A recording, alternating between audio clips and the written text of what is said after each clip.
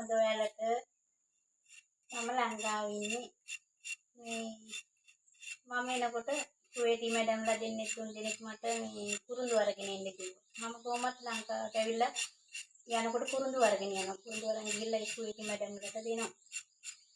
ඉතින් මට හිතුණා මේ මගේ ඉඩමෙම කුරුඳු ගස් දෙක තුනක් කපලා තලලා ඒගොල්ලන්ට හදලා දෙන්න ඕනේ. ඉතින් මට මේ කුරුඳු වැඩ දන්න නිසා මම අද කැපුව කුරුඳු ගස් 4ක්. මේ පැහිච්ච ඒවායින් කැපුවේ මොකද ඒවා එතකොට ඒවා සුවඳ තියෙනවනේ. සුවඳක් තියෙනවා මේ ඒවා රසත් එක්ක වෑංජන වලට දැම්මත් තම්බල බිව්වත් දියවැඩියාවක් තියෙන එක. මේගොල්ලන්ට ගිහම දෙන්න මම මේ කුරුඳු ගස් 3-4ක් කැපුවාද.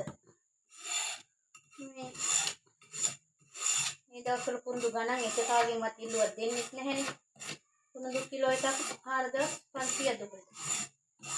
ඉතින් මට මේ වැඩ පුරුදු නිසා මගේ ඉඩමෙන්න මේකේ පිටපස්සේ මගේ ඉඩමෙන්න ඊයේ කැපු කුරුඳු ගස් 3ක් අද කැපු 4ක්. කපල හදාගෙන